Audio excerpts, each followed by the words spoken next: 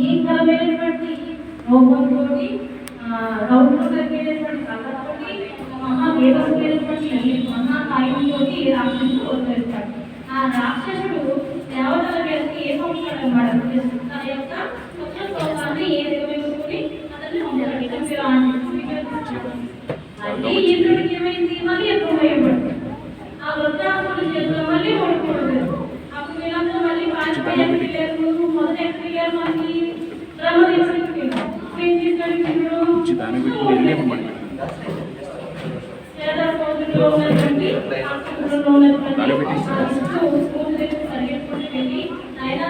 నారాయణ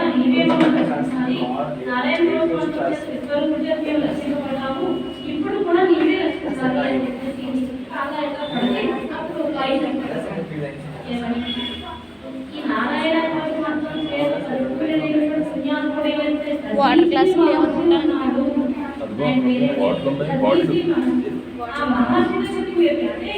నీకు ఆయన దేహాన్ని దానంగా అడగండి. ఎంత విషయం అంటే దేహాన్ని దానంగా అడగండి. ఏ దానమో ఎత్తనమో కలమో లేదో కలమో పండో దానంగా అడుగుతారు. కానీ ఈయన దేహాన్ని దానంగా అడగండి. అతని విగ్రహం చేత ఆయుధాన్ని విశ్వకర్మగా చేయించి దాని చేత వృత్తాలను సంహరించండి అని ఐడియా వెంటనే సతీసి మహర్షి దగ్గరికి పైపై వెళ్తారు. సతీసి మహర్షి అంటాడన్నమాట, నీకు ఏమన్నా ఇదంటే దేవతల మీద వస్తాయి, నన్ను నా దగ్గరికి వచ్చి ఏ ఆకారం పెట్టమంటారో తల పెట్టమంటారో పెడతారు. ఆ దేహాన్ని ఇవ్వండి, ఎవరు ఇస్తారండి? ఏ వారం మీద ప్రాణాలు ఇవ్వండి తీసుకోవడా చాలా ఉంటుంది కదా, ఎవరు కూడా శరీరాన్ని అలా కాదు, మీరు ఉత్తములకి మొత్తం మీద ఆయన చేత శరీరాన్ని దేహాన్ని ప్రార్థన తీసుకుంటాం. ఆ యోగ మార్గం ద్వారా శరీరాన్ని వెళ్తాడు. ఆ నదీ శరీరం ఇసుక 100 అంచుల ఇంజన్లు 100 అంచుల ఆయుధాన్ని తయారు చేస్తారు. దాని పేరే వజ్రాయుధం. ఆ వజ్రాయుధం పట్టుకుని ఐరావతం మీద వెళ్ళి ఒక వృత్తాసుడితో పోరాడతాడు. పోరాడినా సరే వృత్తాసుడి గెలుపుకుంటాడు. అప్పుడు వృత్తాసుడు చేసినటువంటి ఒక వేసినటువంటి దెబ్బకి మనకు బాగులో చూపిస్తాడు. చూడండి, రాజమౌళిగా కొంత కలిగే ఉంటుంది. అవన్నీ కూడా చూపించారేమో అన్నట్టు నా యొక్క వాతావరణం ఇంకా వ్యవస్థ చెప్పడానికి టైం సరిపోతుంది. ఏనుగు మీద ఎలా ఎంత చూడాలి, దాన్ని పట్టుకుని ఇంద్రుడి మీదకి వేస్తాడు అనమాట. ఆడపైన ఎక్కడైనా పట్టాలి కదా, అలా అనమాట. అలాంటి రకాలన్నీ నాకు పేర్లు కనిపిస్తాయి. చదివితే అలా ఇంద్రుడి కింద పడిపోతాడు. కింద పడిపోయినా సరే వెంటనే చంపలేదు. ఎందుకు? రాక్షసుడైనా యుద్ధ ధర్మం తెలిసినవాడు, శ్రీమన్నారాయణ యొక్క మహిమ తెలిసినవాడు, విషయం పూజించేవాడు కాబట్టి పడిన వాడికి కింద అందరూ భయపడతారు. ఏమి నిన్ను ఓడించేసినప్పుడు భయపడలే, లేచి ఈ ప్రాణం ఉన్నంతసేపు నాతో పోరాడు, నేను యుద్ధం చేస్తాను అని నిరాయుడైనటువంటి వాడి మీద నేను యుద్ధం చేయి. మనం ఏదైనా దెబ్బలాంటి వెళ్ళినప్పుడు ఆ బలహీనంగా నా కుదురు ఇస్తే ఎక్కువ యుద్ధం చేస్తారు. కానీ అసలు వాళ్ళు ఎంతవరకు మనం ఎక్స్ట్రాగా అది అలాగే ఎదురు వాళ్ళకి మనం అయిపోయినప్పుడు మనం ఎప్పుడు కూడా ఇవ్వాలి. అలాగే వృద్ధాశ్రమ యొక్క సైన్యం బయట పారిపోతుంది. బయట పారిపోతుంది ఏమో వీరవరం అనేది యోగమార్గం ద్వారా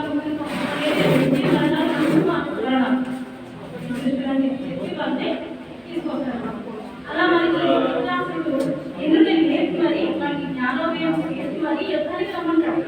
అప్పుడు వచ్చిన తర్వాత ఆయన చేతిలో ఈ భద్రాయుడు ప్రాణాన్ని వదిలేస్తాడు. ఆ ప్రాణంలో జ్యోతి విష్ణుమూర్తి అప్పుడు అడుగుతాడు పరీక్ష మహారాజు, రాక్షసుడు కదా వృద్ధాశ్రుడు అంటే ఈ ముక్తి ఎలా కలిగింది, నారాయణుడు ఎలా చేయమన్నాడు? ముందు చెప్పాడు కదా, మన చేసేటువంటి కర్మలన్నీ కూడా పూర్వజన్మని భవిష్యత్ జన్మని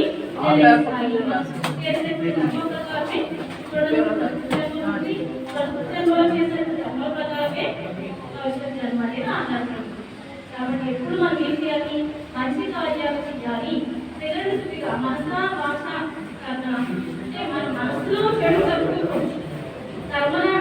చేతులతో చెడు చేయకూడదు. సరేనా? మన మాటల ద్వారా కూడా చెడు చేస్తూ కూడా చేయకూడదు. అలా చేస్తే మనకి ఉత్తమ కర్తవ్యాలు లభిస్తాయి. మంచి కార్యాలు చేయాలని చెప్పి చెప్తారు. అప్పుడు పరీక్ష మహారాజుకి చెప్తారు, ఈ జన్మలో రాకూడదు, గత జన్మలో ఆయన చేసిన కార్యాలు చెప్తారు. అప్పుడు చిత్రకేతుజ్ఞానం కథ చెప్తారు. రుద్రావుడు గత జన్మలో చిత్రకేతుడు, ఆయన పేరేంటి? చిత్రకేతుడు. ఆ చిత్రకేతుడు చక్కగా అన్ని చక్కగా రాజా భోగాలతో 100 మంది భార్యలతో చక్కగా పుట్టిస్తూ రాజ్యాన్ని పరిపాలిస్తారు. కానీ దేవుడు పరమాత్మ అందరికీ అన్ని ఎప్పుడు అలాగే ఏదో లోటు కట్టే మనం దేవుడి గురించి భగవద్ధ్యానం చేస్తాం. మన ముఖ్యమంత్రి ఆయనకి సంతానం లేకుండా పెట్టారు. సంతానం లేకుండా చేయడంతో ఆ సంతానం లేదు, పిల్లలు లేరు అని ఇప్పుడు మీరు అతని దగ్గరికి అంగీరక మహర్షి ఆయన వస్తాడు. అంగీరక మహర్షి వచ్చి ఏమి నాయన అంత కూడా ఏమంటాడు, నీకు తెలియదు దేవుడు ఆయనకి నా సంతానం లేదంటే కావ్యేశ్వరి యాగాన్ని చేస్తారు.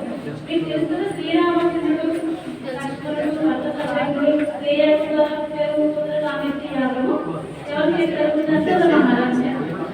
అదే యాగాన్ని మనకి ఇక్కడ అంగీరక మహర్షి పుత్ర కావ్యేశ్వరి యాగాన్ని చేస్తారు.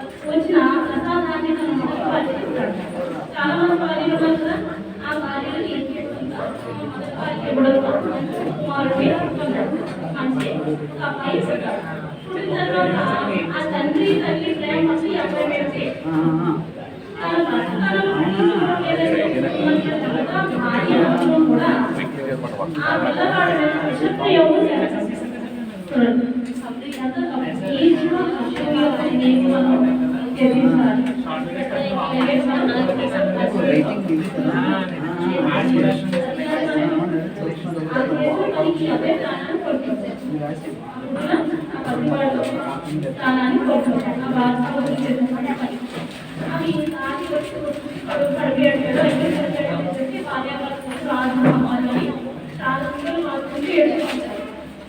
ఆ టైంలో నారద మహర్షి అంగీరక మహర్షి వచ్చి ఆయన ఇవన్నీ మనకు చెప్పండి చెప్తారు. తల్లిదండ్రులు ఇవన్నీ పుట్టాలన్నీ కనుక ఏమి మనం చేసినటువంటి మంచి ఒకటి ధర్మ మార్గం ఒకటి సత్య మార్గం ఒకటి మనకు కూడా వస్తుంది. ఈ జీవులన్నీ రోజుతే మనం ఈ సౌబంధాల్లో ఉండకూడదని చెప్పేసి ఎంత చెప్పినా సరే వాటి మీద చేరుతూ ఉంటారు. అప్పుడు నారద మహర్షి చేస్తారన్నమాట. లేదైనా పిల్లవాడిని అందరూ లేస్తారు. పిల్లవాడు లేచి కూర్చుంటాడు. పిల్లవాడు లేచి కూర్చుంటాడు. లేచి కూర్చుని ఏం అడుగుతాడు అనమాట, నీవు ఎందుకు చనిపోయావు, తల్లిదండ్రులు ఎప్పుడున్నారు కదా. అప్పుడు చెప్తున్నా పిల్లవాడు వెంటనే, ఏ తల్లిదండ్రులు అని అడుగుతాడు. ఏ తల్లిదండ్రులు అని అడుగుతాడు. ఏ తల్లిదండ్రులు ఏంటి నాయన, నీవు నీ కష్టపడడం నేను తల్లిదండ్రులే ఆరాధన. ఈ తల్లిదండ్రులు న్యాయం చేయాలన్నా తల్లిదండ్రులతో న్యాయం చేయాలి కదా. అంటే ఈ జన్మలో ఏ జన్మలో ఉన్నారో తండ్రి మనకి ఎలాంటి దేహానికి మాత్రమే ఆత్మకు కాదు కాబట్టి అని చెప్పేసి ఈ జన్మలో వీళ్ళు ఒక జన్మలో వీళ్ళు కాబట్టి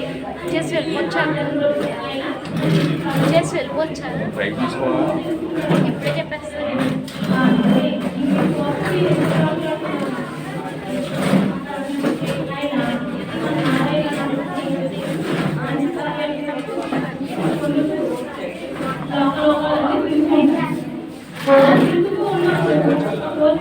కైలాసంలో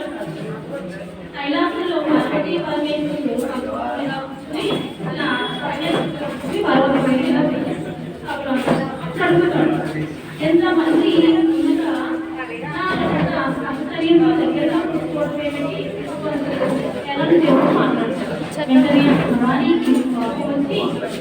ఇలా మాట్లాడడానికి మీరు ఎవరు చాలా మాట్లాడుతున్నారని చెప్పేసి ఒకే దశలో రాక్షసులుగా కాబట్టి ఆ పాప ప్రభావం మహాయుద్ధంలో జన్మలించారు. ఆ విధంగా ఆ కాపులో ప్రాంతాన్ని మనకి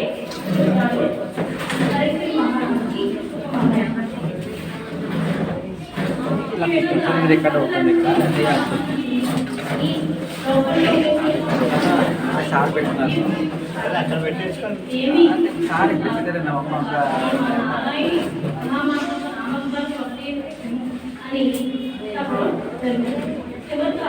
ఆయన ఈ వంశక్రమాన్ని సూర్యవంశక్రమం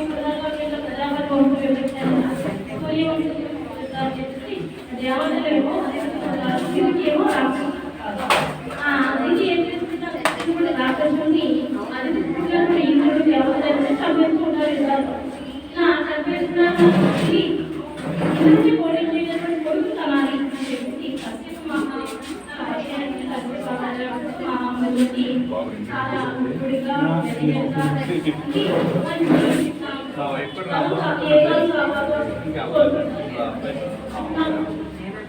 ఇంద్రుడు ఓడించేటటువంటి కావాలి ఇంద్రుడు ఓడించేటటువంటి ధర్మాన్ని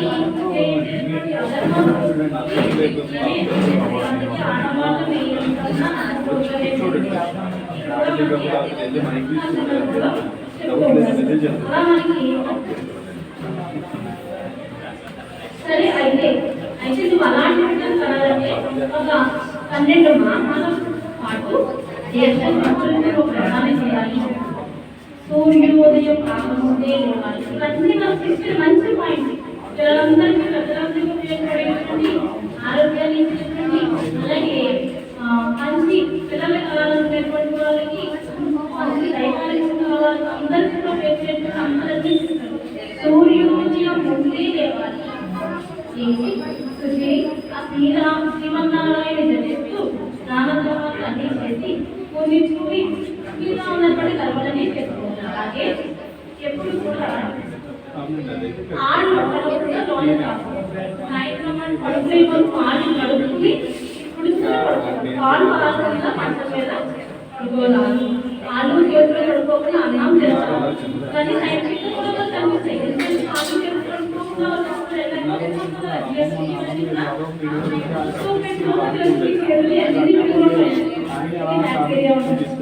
అవన్నీ కడుపుని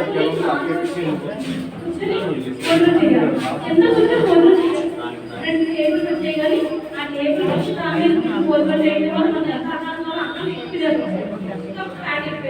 అలాగే చేస్తే వాద్య పక్షులను గురి చేస్తే అక్కడ కావాలో అన్ని 4 గదులు ఉంటే కొత్తలో 4 గదులు నింపుకుంటున్నారు. 3 గదులు ఒక గది ఇప్పుడు మనకి మనకి ఆరోగ్యమే. అలా కృషి భోజనం చేయాలి. మళ్ళీ సాయంత్రం శ్రీమన్నారాయణని పూజించాలి అని అలాగే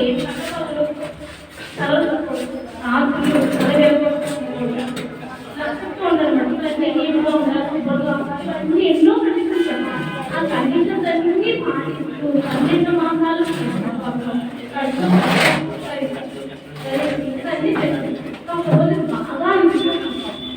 ఇవన్నీ ఆలు కట్టుకోకుండా సాయి సందర్భంలో నిద్రపోతుంది. నిద్ర వచ్చేస్తుంది ఆలు కడుక్కోలేదు. అప్పుడు ఇంద్రుడు ఆ గర్భంలో ప్రవేశించారు. అంటే కప్పు జరిగిందిగా లోకి రావడానికి కారణమైంది. అంటే ఇంద్రుడు కాదు అంటే మనకి అనుకూలంగా లేనటువంటి అంశులు అనుకుంటున్నారు. ఆ విధంగా ఇంద్రుడు ఆమె గర్భంలోకి వచ్చి ఆమె పిల్లల్ని 7 ఖండాలు చేస్తాడు. 7 ముక్కలు చేస్తాడు. ఆ ఖండాలు చేసిన ప్రతి అంగం కూడా పిల్లలు అయిపోతుంది. ఆ చిన్న ముక్కు కూడా మళ్ళీ ఇంకా బిడ్డగా తయారైపోతుంది. ఇదేంటంటే మళ్ళీ ఆ 7 ఖండాలు చేస్తారు. అలా 49 ఖండాలు పిల్లలు వేస్తారు. అప్పుడు ప్రసవిస్తున్నారు. 49 మందిని ప్రసవించి దాంతో పాటు ఇంట్లో కూడా పెట్టుకుంటారు. వచ్చిన వెంటనే ఆశ్చర్యపోయి అడుగుతుందన్నమాట. ఓ ఇంద్ర ఏం చేసావు? నా బిడ్డలు ఏం చేస్తావు? తల్లిదండ్రులు కదా ఏం చేసావు? ఇలా 49 మంది పిల్లలు రావడం ఏంటి? ఒకటే సంతానాన్ని తర్వాత బాధ్యపడి ఎంత తప్పులు ఎందుకు చేస్తామంటే అప్పుడు లోన కండిషన్కి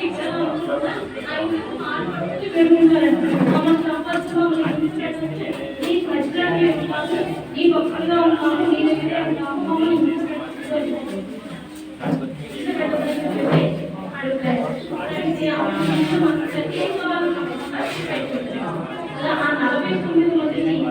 మళ్ళీ చదువుతుంటే మరొకటి పెట్టారు మళ్ళీ మళ్ళీ దాన్ని మళ్ళీ ఆ మళ్ళీ ఉత్తరములు 49 సంవత్సరాలు ఉత్తరం ఆ 49 మంది చేశారు ఇంద్రుడికి వచ్చి సాధించారు కదా అని రాక్షసులైనా సరే ఇంద్రుని అనుగ్రహంతో ఇంద్రలోకంలో దేవతగా అక్కడ మనకి సప్తమ వివరిస్తున్నారు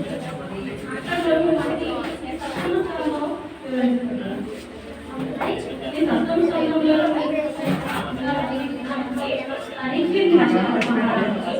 మహర్షి ఇదంతా ఈ కథ అంతా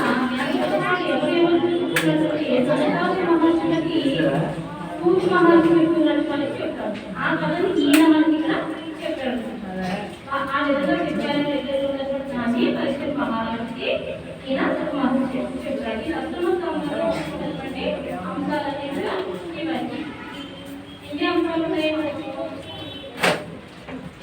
ఉన్నాయి అసామిలోక్యానం చదువుతుంది అసామిలు ఆయన ద్వారా మనకి ఏం చేస్తుంది ఇంద్రియ నిగ్రహం ఉండాలి చూడకూడదు దృశ్యాలు మనం ఎప్పుడు చూడకూడదు దానివల్ల మనకి అనర్థాలు వస్తాయి మన ఇంద్రియ శక్తుల మీద మన మీద మనం ఉన్నత మార్గాన్ని దర్శించాలి తల్లిదండ్రులు గౌరవించాలి భార్యని రక్షించాలి గౌరవించాలి సరైన వాళ్ళ మీద మనం వ్యాపారం చేసుకోకూడదు ఇలాంటి మంచి అన్ని కూడా దాంట్లో తర్వాత సోములు చేసిన ఈ కుమారులు ఆ వృక్షాలు నడిపిస్తుంటారు ఆ వృక్షాలు నడవకూడదు ఈ వృక్షాలని రాష్ట్రాన్ని వృక్షాలు కనిపిస్తున్నారే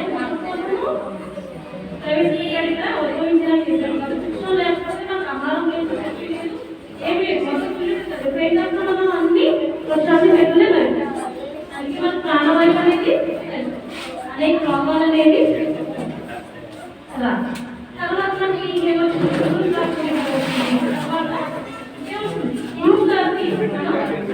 పట్టించుకోకపోవడం వల్ల రాష్ట్రాన్ని ఎవరికి కోల్పోయారు కాబట్టి గురువులకి నమస్కరించాలి గురువుని మర్యాదగా పెద్దల్ని గౌరవించాలి అనే అంశాలు మనకి ఇక్కడ తెలియజేయాలి తర్వాత రాక్షసుడైన మోక్షాన్ని పొందాడు ఎలా పొందాడు అతను ముందు జన్మలో చేసినటువంటి పుణ్యకార్యాల వలన ఆయన మోక్షాన్ని పొందాడు తర్వాత ఇంకోటి చెప్పండి శ్రీమన్నారాయణ కవచము అనే మహామంత్రం చెప్తారు ఆ మంత్రాన్ని నమో వాసుదేవాయ నమః అని అన్నిసార్లు మంచి జరుగుతుంది అలా పడిపోయినప్పుడు అమ్మ పుణ్యం కోరుకు అనుకుంటా అబ్బాయి అనుకుంటా నారాయణ నారాయణ నారాయణ అని అనుకోండి మీకు ఉన్నటువంటి సర్వ రోగాలు సర్వ పాపాలు పోతాయి పాజిటివ్ ఎనర్జీ వస్తుంది మీకు అర్థం మన చుట్టూ ఉన్నటువంటి నెగిటివ్ ఎనర్జీ అంతా పోయి పాజిటివ్ ఎనర్జీ వచ్చి మనకి విజయాన్ని ఆరోగ్యాన్ని ఆనందాన్ని సంతోషాన్ని అన్నింటినీ మనకి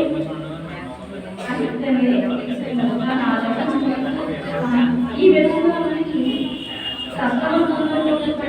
అన్ని కథలోకి మంచి తత్వాన్ని మంచి ధర్మాన్ని నీతిని ఇంద్రియ నిగ్రహాన్ని నివృత్తి మార్గం ప్రవృత్తి మార్గాన్ని నివృత్తి మార్గం ద్వారా యోగ మార్గం ద్వారా ముందు ఎలా పొందాలి అనే అంశాలన్నింటినీ చక్కగా వివరించబడింది నాకు ఈ అవకాశాన్ని ఇచ్చినటువంటి నా హృదయపూర్వక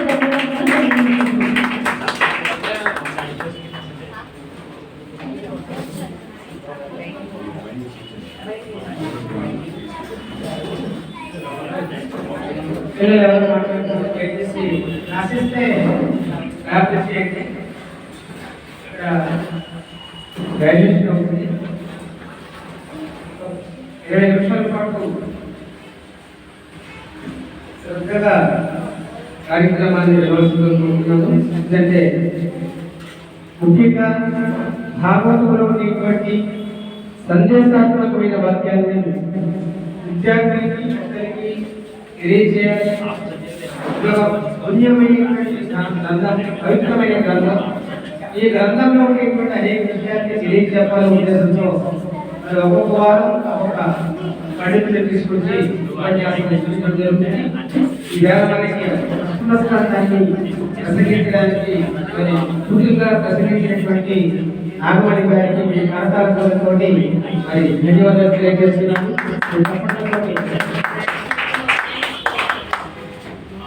కళాశాలలో విద్యార్థులకి పాఠ్యాంశాలని బోధించడమే కాకుండా ఇలాంటి ఆధ్యాత్మిక సామర్థ్యపరమైనటువంటి విషయాల్లో పాల్గొని తమకు తెలిసిన తాము చదివిన అనేక విషయాన్ని ఇలాంటి సభలో వినిపిస్తే బాగుంటుందనేటువంటి ఉద్దేశంతో మరి పండితులందరూ కూడా ఈ కార్యక్రమానికి వచ్చి తమ సందేశాలు వినిపిస్తున్నారు. కాబట్టి ఆ పండితులందరూ కూడా సరస్వతి పాఠాభోజనాలు చేస్తున్నారు. ఈ కార్యక్రమం యొక్క ఉద్దేశమే భాగవతానికి సంబంధించినటువంటి వివిధ స్కంధాలతో ఉండేటువంటి అనేక నైతిక విలువలతో ఉండేటువంటి సామాజిక విలువలతో ఉండేటువంటి విషయాన్ని తెలియజెప్పాలనేటువంటి ఉద్దేశంతో ఈ కార్యక్రమాన్ని ఏర్పాటు చేస్తారు. సప్తమ స్కంధంలో ఉండేటువంటి భాగవతంలో ఉండేటువంటి కథాపరంగా ఉండేటువంటి అనేక విషయాన్ని చాలా వివరంగా అంటే ఒకే స్కంధాన్ని ఒక స్కంధం చెప్పాలంటే కనీసం 2-3 రోజులు సమయం పడుతుంది. అలాంటి 40 నిమిషాల్లో అందులో ఉండేటువంటి దాని సారాంశం ఏదైతే చాలా వివరంగా వివరించినటువంటి నాగమణి గారికి హృదయపూర్వక ధన్యవాదాలు తెలియజేస్తున్నానండి. ఎందుకంటే ఏ మాట అయినా సరే మనం వినాలి, విన్న తర్వాత దానికి మనం ఆచరించాలి, దానిలో ఉండే విషయాన్ని విచక్షణతో చూడాలి. అలా చూసినప్పుడే మనం మంచి విద్యార్థిగా, లేకపోతే మంచి పౌరుడిగా, లేకపోతే మంచి స్త్రీగా, మంచి పురుషుడిగా ఎదగడానికి అవకాశం ఉంటుంది.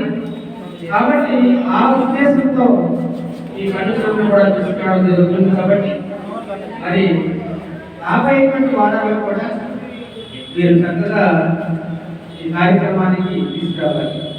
కోసల గారు మీ పిల్లలు మన పాఠశాలలో చదువుతూ ఉంటారు. 6వ తరగతి నుంచి కోసల గారు రాసినటువంటి భాగవతం సంబంధించినటువంటి అనేక పద్యాలు ఉన్నాయి. ఆ పద్యాలను చదివించండి. అనేక పద్యాలు చదివించండి. వాటిలో ఉండే ఇక్కడ సారాంశాన్ని వాళ్ళు తెలియకపోతే వివరించండి. ఆ వివరిస్తే వాళ్ళకి చాలా విషయాలు తెలుస్తాయి. తల్లిదండ్రులుగా మన చేయవలసిన బాధ్యత ఉత్తమ విద్యార్థిగా, ఉత్తమ కుమారుగా, ఉత్తమ కూతురుగా తయారవ్వాలంటే మీరు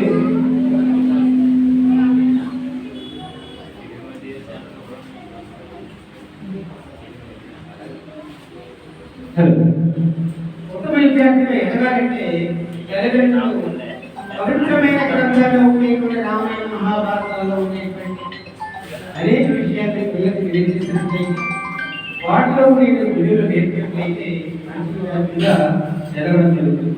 మీకు రామాయణ మహాభారతాల్లో ఉండేటువంటి అనేక మౌనాలు ఇప్పుడు బోధనలు ఆరంభంగా నాడు రాజు కావ్యాన్ని చాలా మంది తల్లిదండ్రులు 2 నిమిషాలు లేదా 20 నిమిషాలు ఓపికగా వినలేనటువంటి పరిస్థితి వేళ సమాజంలో ఉంది.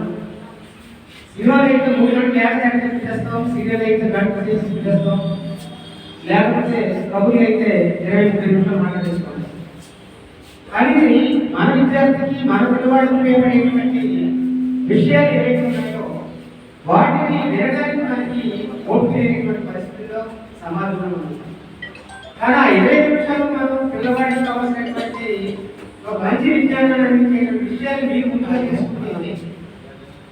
దాని ద్వారా పిల్లవాడు దాన్ని ఆస్వాదించడానికి అవకాశం ఉంది, ఆచరించడానికి అవకాశం. ఇప్పుడు మనకి ఒకప్పుడు అమ్మమ్మలో తాతలు అందరూ కూడా ఏం చేసి మంచి మంచి కథలు చెప్పేవారు. ఆ కథలు ఉండేటువంటి నీతిని మనం తెలుసుకుంటుండేవాడు, తెలుసుకొని మన తల్లిదండ్రులు మనం చెప్పుకుంటేవాడు. కానీ ఈనాడు ఏమైందంటే అమ్మమ్మలు చెప్పేటువంటి కథలకు తెలియకుండా, పెద్దవాళ్ళు చెప్పేటువంటి కథలకు తెలియకుండా మనం మన యొక్క యాంత్రికమైన జీవితంలో ఒక్కొక్క సెలవు పెట్టుకొని ఒక్కొక్క రూమ్లో కూర్చొని కాలక్షేపం చేసేటువంటి ఈ రోజుల వల్ల విద్యార్థుల్ని, మన పిల్లల్ని మనమే సర్వనాశనం చేస్తాం. పిల్లలను మనం సెలవు తీసుకుంటూ కూర్చోవడం వల్ల వాడు అదే లేదు. రామాయణంలో రాముడి యొక్క బాల్యంలో ఏ విధంగా ఉండేవాడు, లేదా మహాభారతంలో పాండవులు ఏ విధంగా ఉండేవాడు, ఏ విధంగా ఉంటే మనిషి ఉన్నతంగా ఎదుగుతాడు, ఏ విధంగా ఉంటే సర్వనాశంలో ఉంటాడు అనేటువంటి పురాణంలో ఉండేటువంటి విషయాన్ని మనం చెప్పినట్లయితే ఆ విద్యార్థి ఆ తండ్రి అన్న కొడుకు మీద కొంచెం ఉన్నతమైనటువంటి స్థాయికి వెళ్ళడానికి అవకాశం ఉంది. అంచేత అక్కడ భాగవతాన్ని రాసినటువంటి కోతల గురించి మనం విషయం చర్చిస్తున్నప్పుడు చాలా నిజాయితీపరుడైనా, ఎంత నిజాయితీపరుడంటే ఆనాడు కాలుల కోసం కోత భాగ్యాల కోసం కవులు కూడా తమ కావ్యాన్ని రాజుకు అంకితం చేసేవారు. రాజుకు అంకితం చేసి వాళ్ళు ఇచ్చేటువంటి బాధ్యతతో వాళ్ళు ఏదైనా రాసేవారు. ఒకప్పుడు కోతలు చిన్నప్పుడు తెలియని వయసులో అతను కూడా చదువు చేశారు. ఏంటంటే సర్వత సింగ భూపాలు కలిగినటువంటి రాజు, ఆ రాజు యొక్క దేశం నుంచి నిజానికి పోతున్న వ్యక్తిత్వం అనేది దేశం నుంచి ఒక రాజు వ్యక్తిత్వం కానీ శ్రీనాథుని యొక్క ప్రార్థన వల్ల శ్రీనాథుడు పొందుతున్నటువంటి భోగభాగ్యాలు చూసి తను కూడా ఆ విధంగా భోగభాగ్యాలు అనిపించాలని అతను ఏం చేశాడంటే శ్రీనాథుడు చెప్పమన్నాడు కదా, చెప్పాడు కదా అని చెప్పి భోగి కథ. ఈ భోగి కథ అంటే భోగి ఎవరంటే సర్వసింగ భూపాలు అనే రాజు యొక్క వేసి, ఆ వేసి యొక్క అంగచందాలను వర్ణిస్తుంది. ఆ వేసి విషయాలన్నింటి కూడా సమాజంలో కూడా ఆ భోగి కథ రాసిన తర్వాత కొన్నాళ్ళు అయిన తర్వాత అయ్యో నేను తప్పు చేశాను, నేను నిజాయితీగా ఉండవలసినటువంటి పరిస్థితుల్లో ఎవరు చెప్పారని వాడు లంచం తీసుకున్నాడని నేను కూడా లంచం తీసుకొని భగవంతానికి నేను గురైంది ఈ కవితలో రాశాను. నేను రాయవలసినటువంటి విధానానికి నా వ్యక్తిత్వం ఏంటి, నేను చేసిన పని ఏంటని చెప్పి అంటే లంచం తీసుకుంటే భోగభాగ్యాలు వస్తాయి, కానీ దాని తర్వాత పడేటువంటి మనని ఆగండి దాని విద్యార్థి అది చెప్తాడనమాట.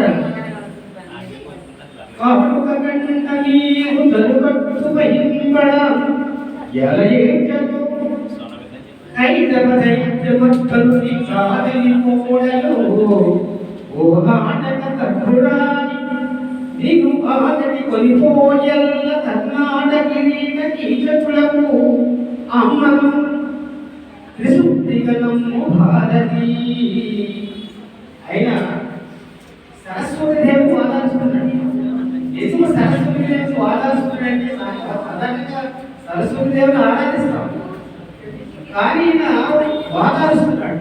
ఎందుకు ఆదరిస్తున్నాడంటే ఇతను కవిత్వం రాయని ఆనాడు కర్ణాటక దేశంలో ఉండేటువంటి రాజులందరూ కూడా ఇతను బలవంతం చేస్తున్నారు. బలవంతం చేసుకుంటే తన వ్యక్తిత్వాన్ని కోల్పోక నిజాయితీగా కోల్పోకూడదనే ఉద్దేశంతో అమ్మేద పోతున్న అయ్యో ఈ సరస్వతి దేవిని ఇలాంటి కిరీట కీచకుల గురించి నేను కవిత్వాన్ని అమ్ముకోను, విశుద్ధిగా అంటాడు, శుద్ధిగా మనసావాచ కర్మన విధంగా నా వ్యక్తిత్వాన్ని చంపుకోను అని తనదైనటువంటి శైలిలో ఆనాడు సరస్వతి దేవి నేను నడి బజార్లో అవసరం లేదు, ఉద్యోగాలు చేస్తున్నారు, ఐఏఎస్ ఐపీఎస్ వాళ్ళందరూ చేసుకునేటువంటి చాలా మంది చేస్తున్న పని ఏంటంటే విద్యను అమ్ముకోవడం, లంచాల రూపంలో అమ్ముకోవడం, మాట రూపంలో అమ్ముకోవడం, రాత రూపంలో అమ్ముకోవడం. ఇలా అమ్ముకోవడం వల్ల వాళ్ళ వ్యక్తిత్వాన్ని కోల్పోతున్నాము అనేటువంటి, నిజాయితీని కోల్పోతున్నాము అనేటువంటి విషయాన్ని గ్రహించలేకపోతుంది ఈ సమాజం.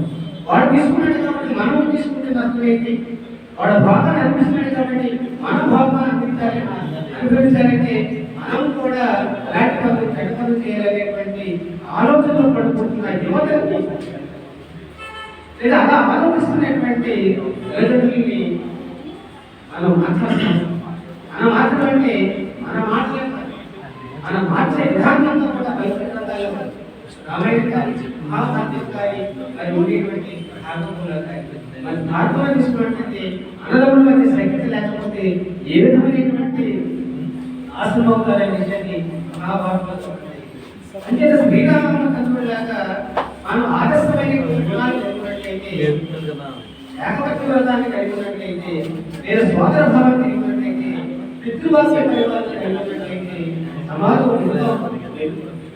అంటే అలాంటి విషయాలు ఏవి ఉన్నాయో ప్రతి ఒక్కరికి కూడా తెలియజేసేటువంటి సభనే సంస్కృతి.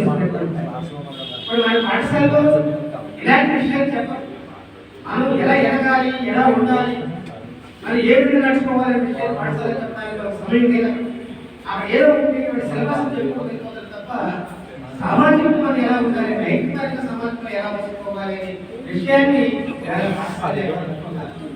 ఇలాంటి సాంస్కృతిక సంస్థలు అయినటువంటి వాటిలో మనం పాల్గొన్నప్పుడు అక్కడ పెద్దవాళ్ళు ఇస్తున్నటువంటి ఉపన్యాసాలు వింటున్నప్పుడు అక్కడ పెద్దలు అనుసరిస్తున్నటువంటి మాటలు మనం మాట్లాడుతున్నప్పుడు వాటిని వింటూ మనం ముందుకు వెళ్తే మంచి విద్యార్థిగా మంచి పౌరుడుగా అలాంటి విషయాలన్నీ కూడా తెలియజేయడం కోసమే ఇలాంటి సాహిత్య సాంస్కృతిక ఎప్పుడు కూడా అంటే మీరు పోటీ భాగవతం సర్వేయడం అంటే పరిస్థితి మహాభారతం కథ చెప్తున్నాం మీరు రెండవ అంటే ఎవరు వచ్చే పరిస్థితి. కాబట్టి ఇలాంటి పోటీలు నిర్వహించడానికి కారణం ఏంటంటే సాంస్కృతికమైన విషయాలు మీకు చెప్పాలని, మీతో పాటు మీ తల్లిదండ్రులు కూడా వివరించాలని, మీరు కూడా వాళ్ళకి స్ఫూర్తిగా తీసుకొని మంచి విషయాల వైపు వాళ్ళని కూడా తీసుకెళ్తారనే ఉద్దేశంతో ఈ సాంస్కృతిక కార్యక్రమాల్లో భాగంగా ఇలాంటి పోటీలు పెట్టడం జరుగుతుంది. వ్యాసరచన పోటీ పెట్టాం, అక్కడ ఒక విషయాన్ని తెలిసిన విషయాన్ని ఏ విధంగా ప్రజెంట్ చేయాలి, ఏ విధంగా మనం బట్టి పట్టకుండా అప్పటికప్పుడు సమయస్ఫూర్తి ఏ విధంగా రాయాలనే దాని మీద వ్యాసరచన పోటీ పెట్టాం. సభ సాంస్కృతిక సభ, భాగవత సభ మీరు పెట్టింది వ్యాసరచన అంటే అటు భాగవత సంబంధించిన విషయాలు విన్నాడు, ఇటు తన యొక్క ప్రతిభను పెంచుకోవడానికి లేనటువంటి విషయాలు తీసుకున్నాడు. ఈ రెండు ఉద్దేశాలు, ఈ రెండు లక్ష్యాలు నెరవేరాలనే ఉద్దేశంతో ఈ సభలో మధ్యలో ఇలాంటి కార్యక్రమం ప్రకటించారు. అందరి చిత్రలేఖన పోటీ 50 మంది చిత్రలేఖన పోటీలో ఉన్న వాళ్ళు కూడా ఈ భాగవతం సంబంధించిన విషయాలు నిర్మించడం జరిగింది. అంచేత అనేక పోటీలు నిర్వహించిన కారణం ఈ సాంస్కృతిక పరంగా ఉండేటువంటి అనేక విషయాన్ని మీకు తెలియజెప్పాలనేటువంటి ఏకైక లక్ష్యంతో ఈ సభలు నిర్వహిస్తున్నాం. జూన్ 16 మొదలుపెట్టాం. సెప్టెంబర్ 1 ఆదివారం వరకు కూడా ప్రతి ఆదివారం కూడా ఇలాంటి సభ జరుగుతుంది. ఈ సభలో ఒక్కొక్క అంశం మీద పోటీ పెట్టడం జరుగుతుంది. రేపు 7వ వారం వచ్చే ఆదివారం 7వ తారీఖున శ్రీకృష్ణుడి వేషధారణ అంటే శ్రీకృష్ణుడి యొక్క వేషధారణ పోటీలు 3వ తరగతి చదువుతున్న విద్యార్థి దగ్గర నుంచి 6వ తరగతి చదువుతున్నటువంటి విద్యార్థులు ఎవరైనా ఉన్నారు వాళ్ళు శ్రీకృష్ణ వేషధారణ పోటీలు పాల్గొనడానికి అవకాశం ఉంటుంది. ఇలా ఒక్కొక్క వారం పోటీ పెట్టడం జరుగుతుంది. ఈ వేళ ఇక్కడ రాజరికారు కాబట్టి ఇక్కడ మీరు వచ్చారు కాబట్టి ఇక్కడ జరుగుతున్న విషయం మీ పిల్లవాడు ఇలా దీనిలో పార్టిసిపేట్ చేయడం వల్ల ఇలా భాగస్వామ్యం చేయడం వల్ల వేళ రైతు వచ్చినా రాకపోయినా బహుమతి గెలుచుకున్నా గెలుచుకోకపోయినా రాబోయే రోజుల్లో గెలుచుకోవడానికి మీరు ఇక్కడ పునాది చేసుకున్నారు. మీరు ఇక్కడ రాకుండా ఇంట్లో కూర్చుంటే వాటితో పాటు వాడు ఆడుకుంటుంటే మీరు కూడా వాటితో పాటు చదువుకుంటుంటే లేదా టీవీ చూసుకుంటూ కూర్చుంటే మీ పిల్లవాడికి కావాల్సిన భవిష్యత్తు కావాల్సినటువంటి పునాది పడి ఉండేది కాదు. అంటే మీరు వేసవేసారు అంటే అదే ఈవేళ ఈ దస్తుని పోటీ ఎలా ఉంటుంది, హ్యాండ్రైట్ పోటీ ఎలా ఉంటుంది, లేదా వ్యాసరచన పోటీ ఎలా ఉంటుంది, లేదా క్విజ్ పోటీ ఎలా ఉంటుంది అడుగుతారు. ఇలా మీరు తెలుసుకునే విధంగా ఆ విద్యార్థి సభలు తీసుకుంటారు కాబట్టి మీకు తెలిసి కాబట్టి రాబోయే రోజుల్లో మీ విద్యార్థి ఎక్కువ పోటీలో వెళ్ళినప్పుడు ఇప్పుడున్న ధైర్యం అంటే ఆల్రెడీ ఇప్పుడు ఒక బేస్ పడింది కాబట్టి పునాది పడింది కాబట్టి ఆ బేసిక్ తెలుస్తుంది కాబట్టి ఇలా మీరు తండ్రిగా తల్లిగా విద్యార్థుల్ని ప్రోత్సహించుకుంటూ వస్తే రాబోయే రోజుల్లో 10వ తరగతిలో ఇంటర్లో డిగ్రీలో పీజీలో చదువుతున్నప్పుడు ఈ యొక్క అనుభవం మనం పనిచేస్తుంది. మీరు ఏమేమి ప్రయత్నం చేయకుండా విద్యార్థులు తీసుకురాకుండా మీకు ఏమి తగ్గకుండా ఉన్నట్లయితే ఇలాంటి అనుభవాన్ని తెలుసుకోకుండా ఉన్నట్లయితే ఎక్కడేసి మమ్మల్ని అక్కడన్నట్టుగా మీ విద్యార్థి ఆధారం మార్పు సాధించవచ్చు, బట్టి బట్టి మార్పు సంపాదించవచ్చు, కానీ వ్యక్తిత్వాన్ని పోటీతత్వాన్ని పొందలేదు. కాబట్టి అలాంటి పోటీతత్వాన్ని పెంపొందించడానికి కృషి చేస్తున్నటువంటి సంస్థలు ఏవైతే ఉన్నాయో ఆ సంస్థల సందర్భంగా మీరు కార్యక్రమంలో పాల్గొన్నట్లయితే